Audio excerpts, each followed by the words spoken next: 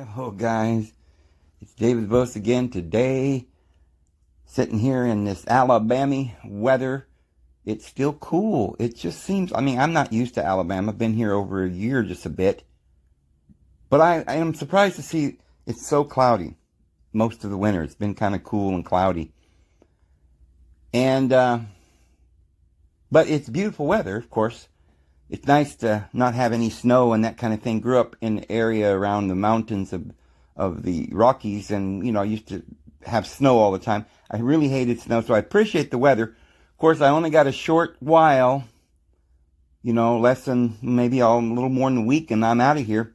Well, I hope you are having a wonderful day where you are, guys. Friends, I got some really interesting things to share with you today that really, I think, is going to put it further into focus, the whole thing that we've been talking about yesterday. And I feel discouraged a little bit because I've gone from doing videos that if I would do a good video, and I knew in my heart whenever I do a good video, I did a good thumbnail, had a great title, and that video would go 30,000 in a few days and 50, 60, maybe 100,000 clicks. There were videos I did that did millions. But just about any video I did would do 5,000, 6,000 or something at one point. But, just the ones that weren't very good. And part of the problem was I was doing videos that were like an hour long. And I know not everybody can watch a video an hour every day. So a lot of my people would just sort of take the videos that they thought were the best. But I still got thousands of individuals. I'm looking at individuals on YouTube now that are doing videos that I don't think, they're almost mini-me's or something, like other kind of channels that are similar to what I'm doing. They're getting thousands of clicks. And mine keep going down, down, down. And I believe it's because of some of the things that I've been sharing, that YouTube's gotten word that I'm exposing the Bavarians or something. So I think they have done something so that there's like none of my videos are going and being put into people's feed. So the only people who watch my videos now are the people who have been watching me for months, and that starts dropping off. Some of the people that watch me for months, then they get busy and they lose their phone, or it doesn't pop up in their feed. They kind of forget about me for a while, and they rarely, they forget. They got other things to do. They got a job, whatever. And so this keeps dropping off, and I'm having, like now, on a monthly basis, I lose 100 people or so. And so after 6 months, I've lost like 600, And so 6 months ago, I was up 3,000 people watching the videos. Now I'm down to like 1,500. And a lot of my videos don't get over 700 or 800. That's ridiculous. I've got 215,000 subscribers, but none of them know I'm doing videos. And they're all busy, and it's not popping up into their feed. So YouTube is shadow banning me to a point where it is pitiful. And so it's discouraging a little bit that I spend all day doing videos that I think are mind-blowing, just cutting-edge information that I don't think anybody's ever heard. Even if some of you think maybe some of the stuff I'm saying isn't absolutely the truth, it certainly makes you think, and because nobody knows exactly how to synchronize every deity, because some of the deities and some of the stories in the Old Testament, or in mythologies and so forth, have been over the years retold. They're not always consistent. There are some varying stories. There are certain deities that were once originally believed in.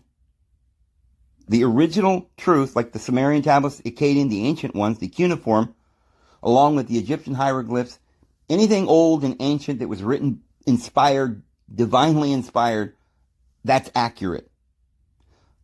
The stories that we hear, though, sometimes are written by poets that aren't inspired necessarily, other than the poet was inspired by love or a love of knowledge, a philosopher. He was very wise, like Newton. Newton wasn't inspired, I don't believe, to write scripture, but he was inspired by philosophy and wisdom. And so when he wrote stuff, you might think he's got good information. And a lot of it, I mean, good grief, he invented calculus and he translated the Emerald Tablet and different things. He was very spiritual.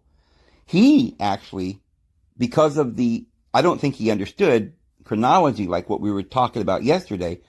So he tried to use the current chronology and the current birth of Christ at, 1 AD or 6 BC or whenever he used it, and came out with the date for Christ's return in 2060, which, as I've shown, would be accurate probably if the date of Jesus' birth was actually 1, 2, 3, or 5 BC.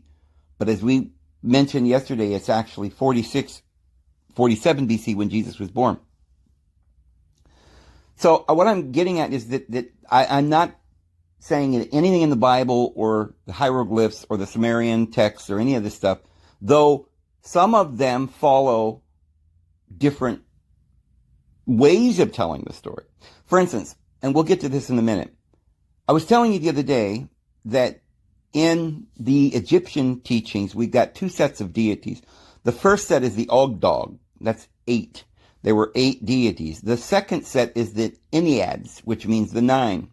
Well, the Enneads, you can clearly see follow the very first of the deities' name is Atum, Adam.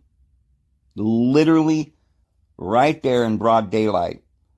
And Atum is the first of the deities. However, we've got this other Ogdog, which seems to be something different. Like before, how we have the father of the deities, Anu, which we've said is Noah, who rules over the world. Well, the world began, as we've shown, to the ancient ones. The entire world was destroyed. And that world that then was, Atlantis fell, and now we're in another world. And this world begins in January, Janus, Anu, and we're in that world now. So he is the deity of this world, Anu. But his authority was usurped by Chronos, chronology. Anna, or annual, they both mean where time began. The problem is that the Antichrist will change the times and seasons, usurped his father's authority, and put us all under this law. His name in the Sumerian is Ea Enki, is one of his names. In the Egyptian Set, Typhon, we have very Adonai, Odin to the Germans and different things like this. Even our word God, which comes from Godin, the Lombardic Odin, that is Adonai, Yahweh, that they worshipped. We know because the days of the week, one of the deities is Woden's day, or Wednesday. But the chief of the days of the week is Saturday, or Saturnalius, or Satan, which is, in Hebrew, the name for the planet Saturn, which is the Sabbath. They use the word Saturn for their day of the week Sabbath, which is Yahweh's day. So, you see how you can look at the Sumerian or the Egyptian, because in the Egyptian we have these 9 deities. If you go to Genesis chapter 1, you see 9 deities. And then the 10th one is Noah. Well, he starts all over again, probably Adam all over again. I don't know for sure, but it seems to me that Adam may have been reincarnated. But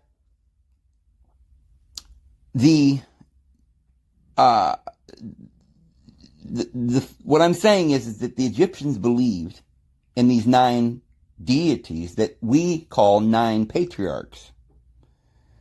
And so Anu was a deity, and our patriarch Noah was the ruler of those individuals. And we're going to share some very interesting things about that today. Now, when you go to the Sumerian, now see, we were saying that our Bible has Noah living 930 years, and then Enos and Kenan and Mahalalel and Jared and Methuselah and Lamech and all of these people. And each of them lived like 900 and some years. But in that Sumerian king list, the first king ruled something like 28,000, I think it was 28,800 years. And then another king ruled for 36,000 years. And then, they're like 40,000 and 30,000, whatever. And there are like 8 kings in that list. But you get down to the king Dumuzi. Dumuzi is called the shepherd, the good shepherd. Another language related to that language calls that Tammuz. Tammuz. And in that king list, it's the same individuals, but you can see that it's slightly spelled differently. But we can see these are the same kings. And so then in the Sumerian, you've got Niningzida, who is called the good tree. So we know that it's talking about the same story there in the Garden of Eden. These were deities that were back in Eden. And Ezekiel 28, chapter 28 of Ezekiel says that you proved to be, O king of Tyre, in the garden of the divine one. You were that anointed cherub. So this cherub is the angelic host. And there were several of these angelic hosts that have to do with astrology and stuff. But Dumuzi in the Sumerian king list, it says that he ruled 36,000 years. Remember how I said that our Bible is coded? Because Enoch, in our Bible, lived 365 days, which is how many days in a year. So, you see, it goes our kings 360 years, and their kings 36,000 years. So, this is the coding that's done. This is why I say that the number of years that we have for these kings these are not humans. These are considered deities. And Noah was considered a divine being. Now, the first king in the Sumerian list is Alulim. Well, obviously, that is very similar to Allah or Eloah or El. So these do have relation to the deities that we know of in our Bible. Another thing we can note is that in some of the stories, mythologies of other nations, they will talk about a particular deity that seems to be one of the greater deities, maybe one of the Ennead, but yet he's not mentioned in the Ennead. And yet they talk about him as though he's the same deity. So we've got Enkidu and Gilgamesh and Utnapishtim, in the Epic of Gilgamesh. We know that Utnapishtim is the same person as Noah in our Bible. And we've got Gilgamesh that is called the mighty hunter. We know that in our Bible is Nimrod, the mighty hunter. We'll show you that is Orion or Osiris here in a little bit, and we'll show you which stars and everything. It's written in the stars, so it's going to tell you a story, and we're going to be able to learn a lot from that. But the other character is Enkidu. Well, Enki was before the flood, but Enkidu was after the flood. But yet, this deity seems to be the same character all over again. I do believe that the father of the deities is Atum, Adam. But sometimes there's gods beyond Adam, just like we have Elohim, the deities, when they were in their primordial existence. Then there was the image or the form that was created, and they incarnated and inhabited these deities. And they were the deities on earth. And then after the flood, you have Noah, who becomes the father of the deities, Anu, Uranos. But it seems like he plays the part of the original deity all over again. So, this is why we have in Egypt, Sumerian, so forth, we have deities that seem to be different names, different ages, but yet they seem to be the same deity. They have these mythological stories where they play out these episodes that represent a particular character that we know in our Bible. It keeps it on the simple side in our Bible. It's not crazy mythological stories, but although our Bible does do that, but usually it's talking like in a parable. But then And the Old Testament doesn't always do that either. We've got the serpent in the garden. We've got Yahweh. You see, our Bible covers a lot of this up, so you can't really notice it. Our Bible in the Old Testament seems to be all about Yahweh especially in the book of Torah. But if you were to read that word for word and translate it correctly, you would notice that this Yahweh really isn't the divine being. He is the son of one of the sons in the council of the divine being. And you can see wherever that is actually clearly read or shown in the Old Testament, they cover it up. The Masoretic scribes cover it up. It's not so much in the Septuagint. I think they tried very carefully to translate it correctly in the Septuagint, but none of us are using the Septuagint version because, if you have any Bible translation today, they're going to say, well, we consulted the ancient Greek Septuagint, then we consulted the Masoretic scribes. But if you read the fine print, what they say, all of them, everyone down the line, that they look at the Masoretic text to define what something is when they don't know what it means, because they go back to the Masoretic scribes and they see the original. So they're not really using the Septuagint.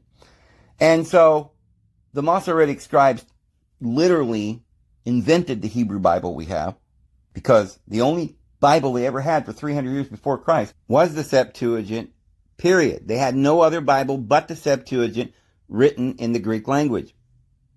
And before that, they were scattered in the world. They had no Bible. There were no synagogues. The very first actual Bible compiled and canonized was the Septuagint, done so by the authority of the Sanhedrin. And those were the high priests, and they went to the Alexandrian library, and they had all the documents there, the original documents, which have all been burned now. So we don't have any way to go back to the original. There is no original. The original is the Septuagint, the closest we get. And it was written in Greek by the Sanhedrin, inspired by the authority. And they all agreed to it. And all of Israel and the Christians and the disciples and Jesus all used the Septuagint. But this Talmudic school at the Council of Jamin, or whatever it was, in about 90 Christ era AD, they said, what are we going to do about this idea of Christ and everybody's following Jesus? So they rewrote the Bible, translating it from the Septuagint. There was no other Bible. And they translated it into this Aramaic script, which they call Hebrew today, the block letter Hebrew. It was an invented language. And they added they took out the virgin birth. They took out lines, and so they blurred a lot of things. They confused the word to the world. They confused us, so that now we don't know what it means. The sons of Elohim, Ben Ha Elohim, had relations with the daughters, Bath, of Adam. We have no idea what that means anymore. You know why? Because of the translation of the Masoretic scribes. Because you see, Abel was the son of Adam, but he died. He had no children. How do we know that? Because there is no genealogy in the book of Genesis for Abel, but there is for Seth and Cain. You see, in Genesis chapter 4, it says, now Adam had intercourse with Eve, his wife. She became pregnant. In time, she gave birth to Cain and said, I have produced a man by Jehovah, by Yahweh. Then she gave birth to his brother Abel later on. So it doesn't say specifically that Abel was produced by Yahweh, because we know that Adam had intercourse or had relations with Eve. Specifically, then, if Adam, it tells us in the text, had relations with Eve, then he must have had a son, and that was Abel. There's only two sons. The other one was by Yahweh. Now, this isn't just something that we're deducing from the verse, although we are. But it's more than that, because we have much extra biblical talk about this that describes Cain as the son of Yahweh. So understand, any kid that was born through Cain were not the children of Adam. And we have the Ben Ha Elohim and the sons or the daughters of Adam. So if the daughters were of Adam, they were not from the line of Cain. These daughters of Adam had to have been from Seth. Abel didn't have any kids. There's no genealogy with Abel. Cain's children were the product of Eve and Yahweh, not Adam.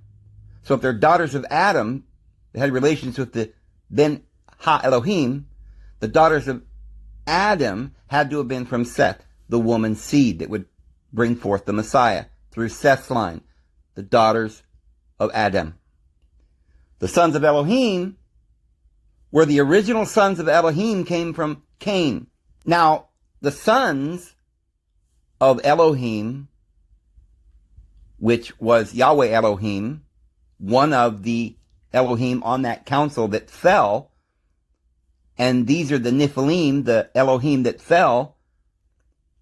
What does it mean they fell from heaven to earth? And they had relations to the daughters of men. So this first being that fell, one of the Elohim, had relations with Eve and produced Cain. They came through Cain, or in other words, that means the flesh. Who is Yahweh after all? The lower ego. So then it says that Cain killed Abel. So the spirit was gone, the higher consciousness, because the lower consciousness is jealous. Yahweh says, I am jealous, right? And he got angry and he killed his higher consciousness. So the two sons represent the light and the darkness, the good and the evil. And the evil got rid of the good. It lost that higher consciousness. So then later on, in chapter 4 of Genesis, in verse 25, it says that Adam again had relations or intercourse with his wife, Eve, and gave birth to Seth. So we know that Seth then was a child of Adam. So the sons of Elohim had relations with the daughters of Adam. The only children that could be described as the daughters of Adam would be through Seth, because Adam had relations with his wife, and therefore Adam and Eve produced daughters of Adam. Now, Cain's line are not the children of Adam. They're the sons of someone. They're the sons of Eve, but they're also the sons of one of the Elohim who fell, or the Nephilim, the first of the Nephilim who fell and had relations with Eve, or these women that were humans. So everybody's been saying the sons of Elohim were the fallen angels. Well, that's true. But the first of the fallen rebellious beings is Yahweh. And I will show you that he is not the Almighty here in just a moment, right in the book of Psalms throughout the Bible. He is a son of the Almighty. Yahweh is a son of El, one of the Elohim. In the council of the Elohim, he fell from heaven. Later on, he's thrown down out of heaven as lightning. Why? Because he's this Vulcan, or a volcano, or a mountain that's on fire and thick darkness and gloom. He's the devil, the Vulcan from Tubal-Cain, or Cain, Vulcan, the volcano, the mountain of Yahweh, darkness, gloom, destruction, Sinai, laws, adversary. He is our adversary. It says he accuses the brethren day and night. Jesus said, before my Father's throne. Day and night he accuses them. And how do you accuse the brethren? By means of law. The accusation as a lawyer would. Jesus is our advocate. The devil is our adversary. And he accuses us day and night. Because he's that lower consciousness. The ego. Jealousy. And he made the law on Mount Sinai in a burning bush on this burning volcanic mountain, Vulcan. And so the sons of Elohim from Cain saw the daughters of Adam, which was from Seth, and they took of the wives, all of whom they chose. So they forsook their natural estate, which is the land of Nod. They were told to be a slave. Cain got a mark, and the Midrash and other extra biblical information tells us that the mark was that he was like a beast. He was very hairy. We see this theme all the way through, how Nebuchadnezzar became like a beast and ate straw like the bull, and grew feathers like a bird, and became like a beast and ate grass for 7 times, which represented the kingdoms of this world that would be ruled over by Cain's line. But remember, the seed that shall crush the serpent's head, not Jesus, but the original serpent, the first serpent, which is Cain, the woman's seed will crush the serpent's head. The woman, then, the daughters, were the daughters of Adam. And Adam had relation with his wife and gave birth to Seth, which replaced Abel. So that is what it means that the sons of Elohim, Ben Ha-Elohim, had relations with daughters of Adam. And that is what this Nephilim was, the heroes. They were like giant. They were called giants. They were heroes. They were gods. They were considered gods. But Yahweh, then, is the term used in our Bible for a deity who was not the highest of the deities. He had a father. And let me show you that. There's quite a few places, but I'll just show you briefly here a verse in Psalms chapter 89. We'll go to verse 6. It says, "For who in the heaven can be compared unto Yahweh?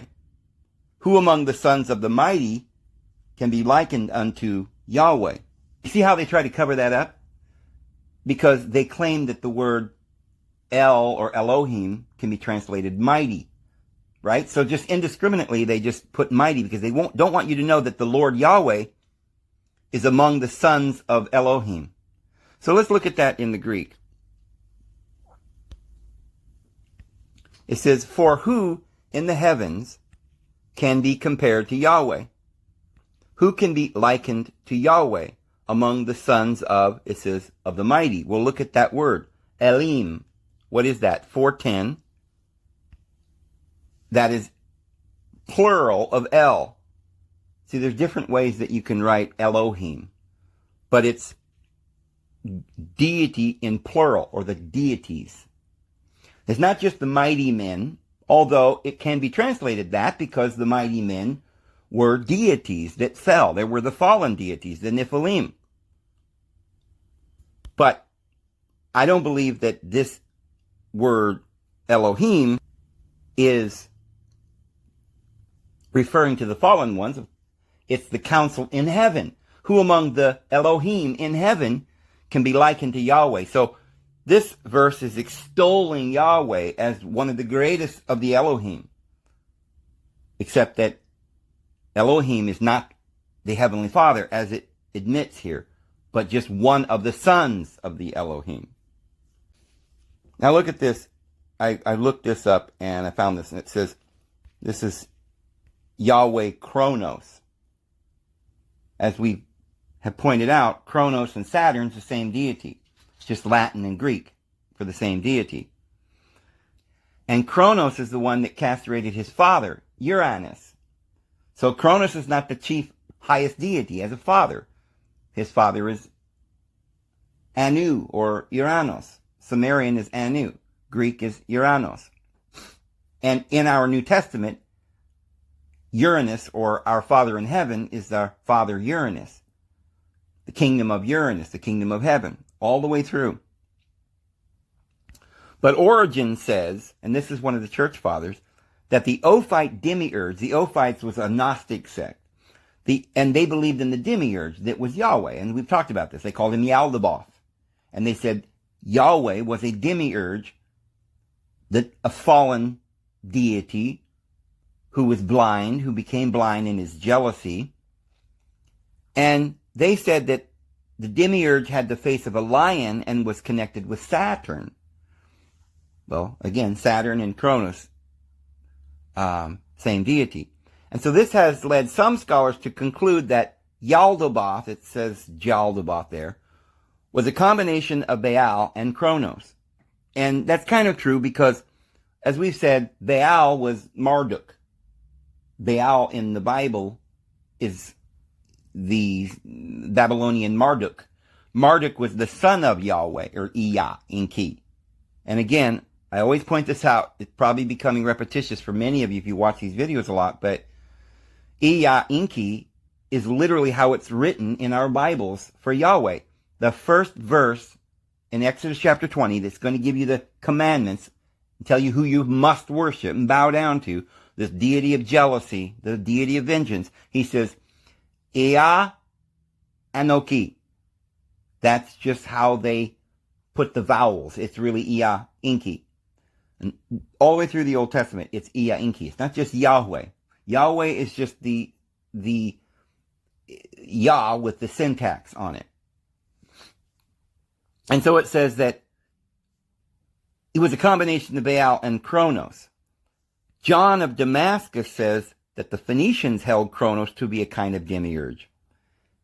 And because Saturday was the day of Yahweh and the day of Saturn, the two were welded together. Given the syncretism that plagued Israel throughout much of her history, it's not surprising that the result could be Ophite or Gnostic. Now look at this. I found this article. I want to share this with you. It's very interesting. It says, where did Moses get his staff? And what happened to it? Well, Moses' staff figures prominently throughout the story of the Exodus from Egypt and our ancestors' subsequent sojourn in the desert. We first encounter the staff at the incident of the burning bush, where deity asks Moses what he has in his hands, and he replies, a staff. At the end of the incident, the verse tells us that Moses returned to Egypt and took the staff of the divine one in his hand. Yet other than informing us that Moses used his staff to perform many miracles, including turning it into a snake, bringing about some of the plagues, and drawing water from the rock, Scripture itself does not tell us anything unique about that staff and why it was referred to as the staff of the divine one. Well, it says here in the Midrash, it relates that the staff was given to Adam in the Garden of Eden. In turn, Adam gave it to Enoch, and Enoch to Noah, and Noah to Shem, and Shem gave it to Abraham, Abraham to Isaac, and then Jacob, and Jacob brought it to Egypt and passed it on to his son Joseph. When Joseph died, the Egyptians pillaged his household goods, and the staff was placed in the palace of Pharaoh. Eventually, Jethro, who was then one of the Pharaoh's advisors, saw the rod. Now, I don't know, I have never said that Jethro was one of the Pharaoh's advisors. I didn't know that. That's interesting. But it says that he saw the rod and the letters upon it, and he desired it. So he stole the rod and brought it to Midian. That's where Jethro was the priest of Midian. So I don't know how he becomes a priest of Pharaoh, but he planted it in the middle of the garden of his house. I don't know if they meant planted it like a living branch. It could be, because remember, the same staff then becomes Aaron's staff too, that budded. It sprouted. But I don't know that it meant plant in the garden, or if it meant just put somewhere in that garden, in a box or something. I'm not sure what they're trying to say there. But from that point, no one was able to pull it from the ground. Okay, I guess it was in the ground, planted. I don't know if it was blooming or anything. But then it says, when Moses fled Egypt and came to Jethro's house, he went into the garden, saw the rod. See, that's why I say I don't know if it's a plant now or just still a rod, but it's planted in the garden. And read the letters upon it. He pulled the rod out of the ground, which no one had been able to do until then. Jethro observed this and said, this one will one day redeem Israel from Egypt. He therefore decided to give his daughter Zipporah to Moses as a wife. So now here is where this priesthood was received by Moses. Moses got the priesthood from Jethro. Moses was a shepherd of Jethro's sheep. And the way he became a priest is by marrying the high priest of Jethro. The exact same way that Joseph became a pharaoh by marrying the daughter of the pharaoh, the king of On, the descendant of King On, in the house of On, or Anu. So this is the lineal descendant of Anu, Uranos. In Egypt, the descendants of Anu were not just Hebrews. They were all over the world. Japheth is the son of Anu. Shem, Ham, they're all sons of Anu. So, there's a bunch we could go into, and we've done a lot of that in other videos. But let me just move on from there. So then it says, the Midrash tells us that the staff was passed down from generation to generation and was in possession of the Judean kings. Thus, the Midrash relates that the verse concerning King David, and he took his staff in his hand, is a reference to Moses' special staff. Before the temple was destroyed, the staff was hidden. Some say it was placed together with the implements of the tabernacle that Moses made, as well as the Holy Ark. The Midrash relates that Moses' staff will ultimately be given to the Messiah during the Messianic era. May it be speedily in our days. Oh, buddy, is that really important? So, now get this. This rod that Moses had that he threw down became a serpent. Guys, a serpent.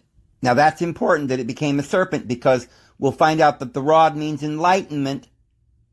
And of course, the serpent gave Eve enlightenment in the garden. The serpent, guys, remember that. Who was the wisest of all the creatures that the Lord had made. And it ate the magic practicing priest rods that became serpents. So it had to do with divination. It was very powerful and magical. Moses used it to tap on the rock, and out came water. King David used it to conquer Goliath. And it was handed down all the way down to Moses, and then it was put in the Ark of the Covenant or something. Yeah, it was put in the Ark of the Covenant. It was what delivered, that rod delivered Israel from Egypt, from bondage. It was the rod. What is this rod? Well, it's the rod that Adam got from the garden, from the tree of the knowledge of good and evil. What is the rod, or the branch, the rod, a branch, a stem,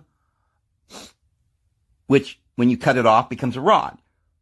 What was that tree of the knowledge of good and evil? It was the tree to enlighten you so that you'd become like the divine one. It was a tree of enlightenment, wasn't it? To know good from evil. What was, remember, now they say Aaron had the rod. It was put into the Ark of the Covenant. Well, it tells us in, let me show you, Numbers chapter 17, verse 8. King James, and it came to pass that on the morrow Moses went into the tabernacle of the witness, and behold, the rod of Aaron for the house of Levi was budded, and brought forth buds, and bloomed blossoms, and yielded almonds. Oh, so if that was a branch from the tree of the knowledge of good and evil, and it was producing almonds thousands of years later, well, I suppose, first of all, that would tell us that it's not an ordinary tree. It's probably some other special magical rod that was still able to blossom after it was cut off from the tree all by itself thousands of years later. So it's probably not an actual tree. However, it's interesting because the fact that it's an almond producing branch might indicate that the tree of the knowledge of good and evil was an almond tree. Now, I had always thought that the tree of the knowledge of good and evil was a fig tree, because there's some indication of that, but I don't want to go into that today because I want to show you what it actually was, because we know here. Now, well, what's significant about this almond? Let's take a look at something here. We'll go into the interlinear, and you see right there, it yielded ripe almonds. What is that word, 8247? Well, I'll be darned, it's an almond tree. Isn't that interesting? Now, I did some research. I don't want to spend a lot of time on it here to make certain that it was an almond. Because sometimes when they say it's an almond, somebody else says it's a peach or something. Well, almonds and peaches are related. So it may have been a peach. It may have been the ancestor of what we have as almonds today. Or it may be literally an almond as we have it today. Well, let me show you something. Okay, look at this. This bibliotodo almond. The nut or the tree from the nuts shaped like an open eye. Like the third eye. An open third eye. We're always talking about opening the third eye. Almond. The almond. A large tree resembling the peach tree. Well, they're related. Actually, a peach is a hybridized almond because it's sweet. And we're not supposed to eat these hybrid foods like peaches and oranges and apples. They weren't in the garden. In the garden, we have the word PR. It's called, we've translated fruit, prune, berry, pear, all these, apple, the L being replaced with the R. So all these things that we call fruits, that's what this was. It was an orchard, this garden. It was a garden of orchards, and it produced the tree of life and the tree of the knowledge of good and evil, and they were fruit trees. Because it talks about these fruit trees in Revelation, and 12 of them, then they produce 12 crops once each month, and it's called, but what kind of fruit? Because today we think of fruit, we think it's something sweet. The only thing sweet that grows in nature is a berry. And they only grow in the middle of summer in order to fatten up a little treat. In the end of summer, we fatten up to get through the winter. But all the other trees in nature do not provide a sweet fruit. They provide nuts or legumes, both of which have very, very, very little sugar. Mostly an oil-based food. And we're going to talk about that when we get into nutrition and diet here. Probably in the upcoming video or maybe tomorrow or the next day. Because I really want to get into that. But, so the word then has to do with the offspring of a plant or of a tree. Not necessarily plants, because the herbs were for the healing of the nations. Leaves and roots are not to be eaten as a diet. You can boil the herbs or roots, make teas and tinctures and medicines, but they're not a diet because roots we cannot digest. Leaves we cannot digest. We've discovered that. And this is not about diet here today. So in the garden, one of these trees, the most important of all of the trees, is a nut tree. It resembled the eye. Now, look at this. The almond was chiefly valued for the nuts it produced, which were used for making oil used in the home. This is mostly an oil-based thing, a nut. And as medicine. The Hebrew word for almond means awakening. Isn't that interesting? Enlightenment. An allusion to the almond blossom, which is the first to bloom in the spring. Wow. The almond's pinkish-white blossoms always appear before its leaves. The almond played an important role in the history of the Hebrews. Jacob included almond nuts in the gifts to Joseph in Egypt. The decorations on the lampstands were modeled after the almond blossom. Now that's very important. The Holy Spirit, the 7 branches, they all had these little golden branches, and it came out and made a little almond bud. And the candle would burn in the almond bud. So the enlightenment of the almond oil was what was supposed to keep this lamp burning. And this was the 7 chakras that when they're lit, because Jesus is the great high priest, he goes in and trims the wicks and keeps the lamp burning in the temple, which is your body, the 7 chakras. If they're burning, you have enlightenment. On the day of Pentecost, they all were sitting in one accord, in one place, in an upper, higher consciousness, in an upper room. And it says the foundations of the house was shaken.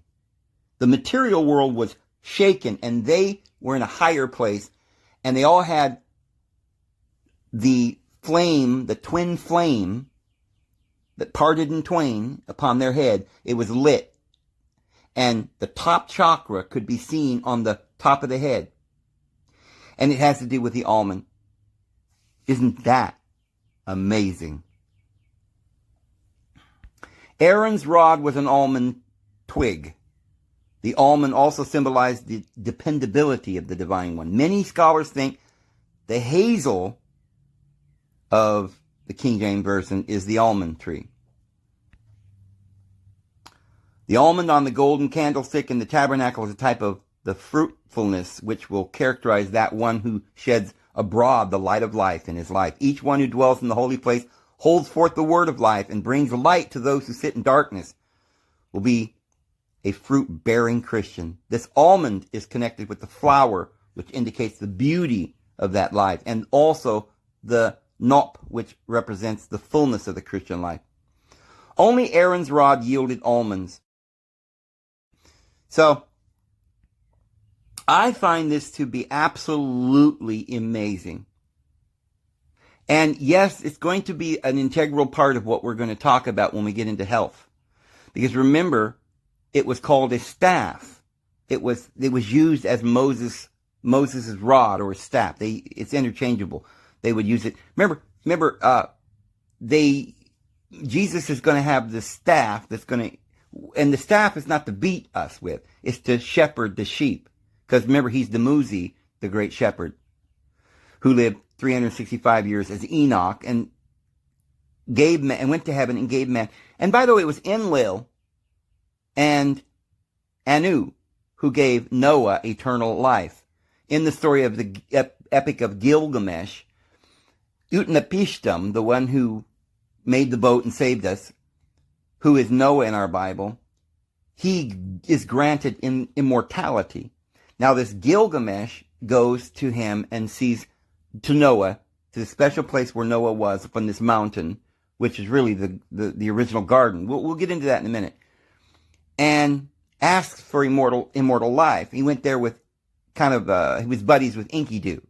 Enki is, as we've said, Cain, back to this lineage, back to Cain. It came through the flood. And Enkidu then is the Canaanites that had this relationship with Nimrod, who was really the mighty hunter, Orion, Osiris, who Nimrod then traveled to see Noah so that he could have eternal life. And we'll get into that story here in a minute. But the staff, we're still talking about the staff here, this rod or the staff is what supports us. And guess what? It's a food. It's the tree of the knowledge. You know, I have food which you know not of, Jesus said. Spiritual food. And it's the Holy Spirit. And in the Bible, it tells us that the staff of life is bread. Bread is the staff of life, or the rod of life. It supports us. So that's what the Bible tells us to eat. But what did they make their bread out of? Wheat? No, they didn't have wheat in the days of Jesus and before, in ancient times. They had something they called einkorn. That's where we get the word corn. It wasn't wheat. They didn't ever have wheat. Wheat is a hybridized thing that we have today, which is huge little grains compared to the original grains. Like we talked about the corn cob today. It's just like 100 times bigger than actual corn was originally. Maize, it looked nothing like this corn. That's not only hybridized, but genetically modified. And I want to give you some information on that, probably in that video that we're going to do about health, of how they genetically modify this wheat, but they claim it's not genetically modified. And they do this with a lot of foods. They do it with radiation. And so it's genetically modified by a radiation that they use on it, and chemicals, but they don't claim that it's genetically modified. But it's not the same thing, and it's very bad for it. And what they've done is they produce a high gluten content. The original einkorn and spelt and barley and things that they used to make their breads in those days were not like the grains we have today. Today, you shouldn't eat grains. Grains are starch, they're carbs, they have gluten, and that's what makes it puff up and rise and be all fluffy. And people like that. But people are getting celiac disease. We're allergic to it because it is not food. It's not made to be eaten. It's a genetically modified food. But we need the real bread, which was made from, by the way, Ezekiel gives us the recipe of what they used to put in their bread. It wasn't wheat. It was beans, lentils, which probably weren't even exactly what lentils are today. But the legume is how they made their bread, and they also put einkorn and barley, which is something completely different than what we have today. Does not have a high glycemic index, does not have sugar, but is more like the nut and the legume.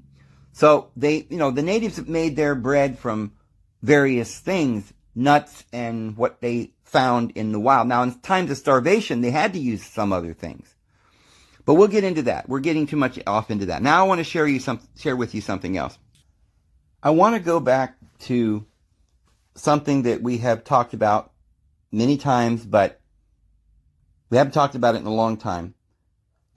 Today there's this whole group of individuals that think they're enlightened, and they're teaching all this stuff, most of which is false. They usually, if you're following that kind of astrotheology, which, listen, there's nothing wrong with astrotheology. I teach astrotheology. There's nothing wrong with astrology. I teach astrology. The Bible teaches astrology. Or New Ageism. I teach New Age teachings, reincarnation, karma. But the problem is these ancient esoteric teachings have come down to us, not complete, but men's concepts of them. And the devil has been very careful to try and deceive. And the ones that write the books to teach you, you can go to a New Age bookstore, and I used to go, years ago, I would go in there and look at some of the books, and I back when I used to look for a book, like when I was very young, I don't read books, haven't for years and years and years and years.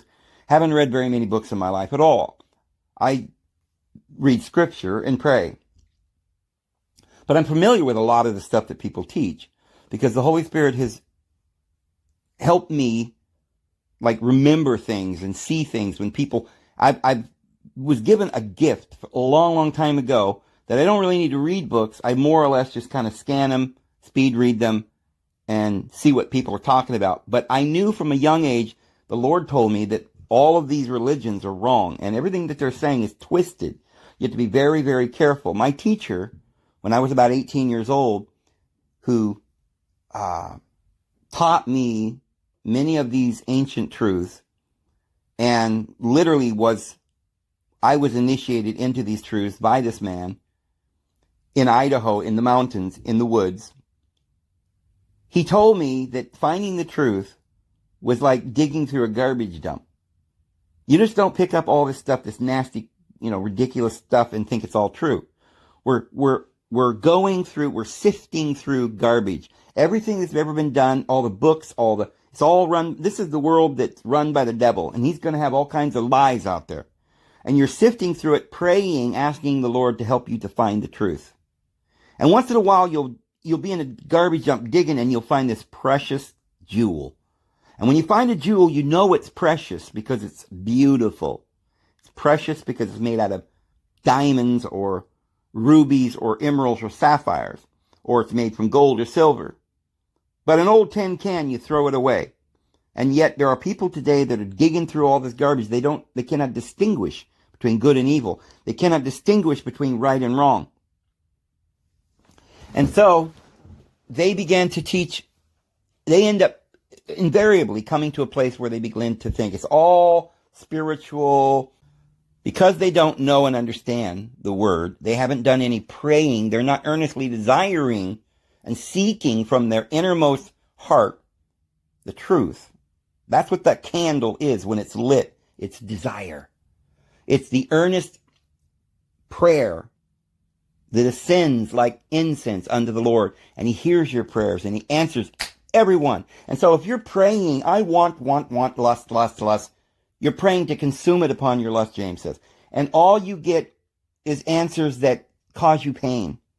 Because the Lord only answers your true prayers that come from the innermost sanctuary of your heart.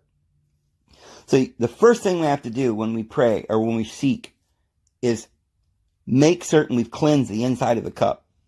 The outside of the cup doesn't matter as much as the inside. We need the Holy Spirit. We need pure truth. And we need to be sincere for that. And so I prayed and sought to know the truth. And I spurned everything else. I knew, and I am grateful to this day, that the Lord has never given me money. I've been broke my entire life. I've lived in the woods in my car, and there were times when I was younger that I bemoaned it, that I felt, poor me. I wish, why Lord, don't you give me this and that? But, there were times when the Lord did give me something. Like I said, for a little while, I started making a lot of money off the videos when they were doing thousands and thousands of hits, and I had all this money coming in. And it started to ruin me. It started to make me lazy. And I wasted that money on things that I didn't even know what I was doing. And it made me gluttonous. And I ended up following the wrong path many times. Because you see, it's very difficult to handle power or money or fame. And you should be very, very appreciative to the Lord if he has put you in a place where you don't have much. Then you can seek what is really important in life. And so this is what has happened. And so we have to make sure that we are seeking only the truth. But if you're not seeking the absolute truth, it seems like everybody wants to hear that Jesus isn't real, or that we can just do whatever we want, or we should just go out and sin more. And we can prove that from the Bible. Everybody loves that. Oh, yay, that's just awesome. Yay, we don't believe in Jesus. Oh, that's the teachings of Antichrist. Stick to the truth. Seek the Lord in him only, and he will reveal it to you. But you've probably heard then these ideas about astrology and so forth.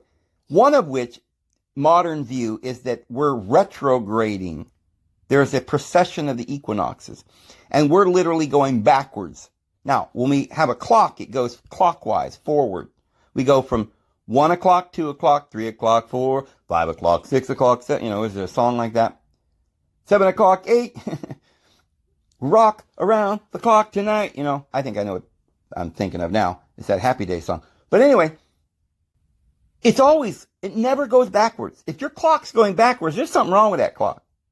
We don't go back in time, we go forward in time. Now, the same thing with the calendar. You go from January to February to March to May. If you start going backwards, oh, buddy, you better figure out what's going on and see what kind of drugs you're on. It's exactly the same way. We've got 3 calendars, or 3 measurements of time. The clock, the calendar, and astrological ages. And it doesn't go backwards either, friends. So we start in the spring and we go towards summer. And then we go to fall and winter. And then spring. That's how it goes. Around and around we go. Fall is after spring. We start in the spring. And Jesus came and he started the new age. Because remember, the old age was started by Uranus, January. Okay, and there were 3 houses between January and Christ. Now, Christ is the ruler. He sits on his Father's throne. So we still believe in Uranus, the Father.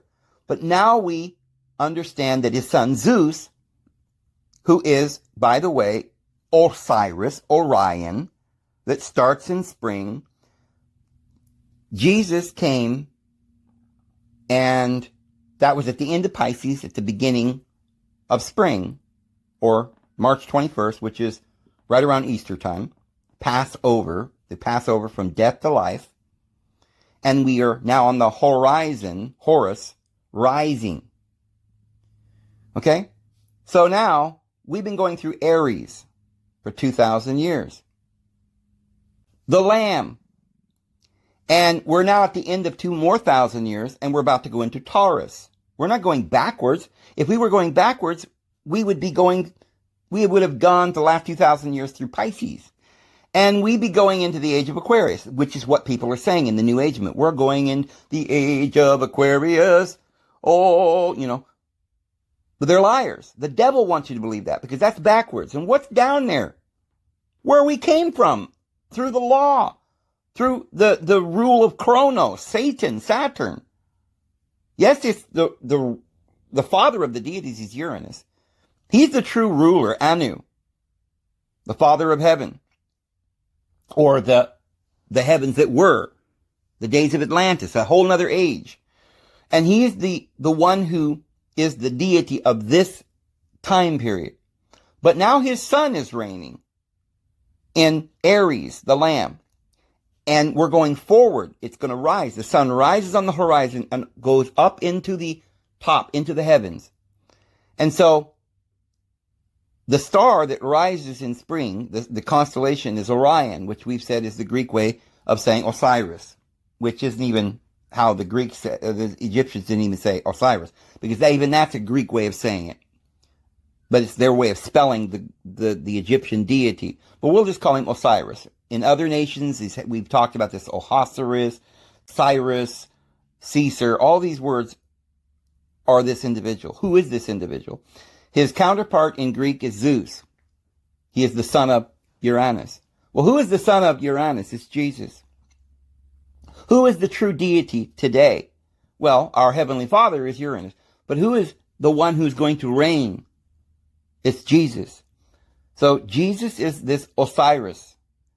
And Jesus is this Zeus. And Orion, Osiris, Orius. Remember, Yeshua went into the promised land. All the children of Israel died.